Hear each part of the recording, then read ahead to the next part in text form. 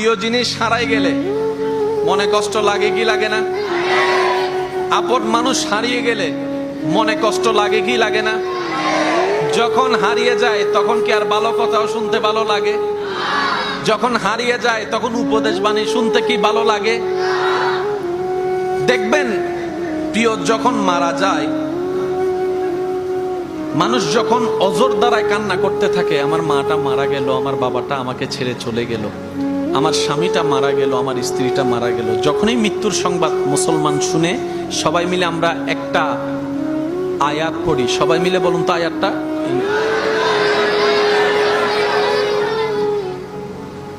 এতগুলো আয়াত থাকতে আল্লাহ আমাদেরকে এটা কেন পড়তে দিলেন? এই একটা আয়াতের ভিতরে সমস্ত প্রশ্নের উত্তর এক জায়গায় আল্লাহ রেখে দিয়েছেন। একটু মনোযোগ চাচ্ছি। স্বামীর মৃত্যুতে স্ত্রী পড়ে ইন্না লিল্লাহি ওয়া ইন্না ইলাইহি রাজিউন। স্ত্রীর মৃত্যুর খবর শুনে স্বামী পড়ে ইন্না লিল্লাহি ওয়া ইন্না ইলাইহি রাজিউন।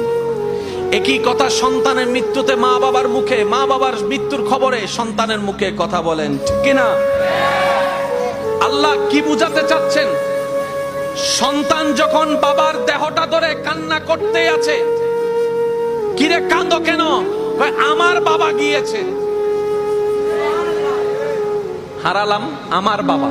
শব্দটাকে খেয়াল করবেন, আমার বাবা। রব বলে যে এটা তো তোর নয়, তো আল্লাহ এটা কার? বলে যে এটা আমি আল্লাহর বান্দা।